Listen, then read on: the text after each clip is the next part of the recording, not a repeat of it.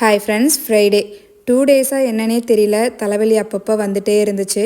எனக்கு hair wash பண்ணாவே போதும், தலைவலி டக்குன்னு வந்துடும். இன்றைக்கி ஃப்ரைடே காலையில் ஹேர் வாஷ் பண்ணினது தான் உடனே தலைவலி ஸ்டார்ட் ஆகிடுச்சு.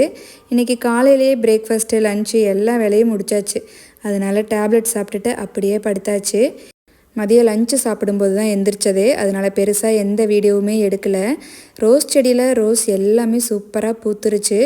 தலைக்கு எதுவுமே வைக்கிறது கிடையாது. ஆனாலுமே கட் பண்ணாமல் விட்டோம் அப்படின்னா அடுத்த துளிர் வராது இல்லையா? ஸோ கட் பண்ணும்போது நல்லா காம்பு நீளமாக விட்டு கட் பண்ணணும். அப்போ தான் சைடில் ஃபுல்லாக நல்லா துளிர் வரும். ஸோ பூவை எல்லாமே பார்த்திங்கன்னா ஒரு கண்ணாடி டம்ளரில் தண்ணி விட்டு அதில் வந்துட்டு போட்டு டீப்பாய் மேலே வச்சுருந்தேன். தலைக்கு வச்சாலும் திஷாந்த் கொஞ்சம் நேரம் தான் வச்சுருக்க விடுவான், அதுக்கப்புறம் எடுக்க சொல்லிடுவான்.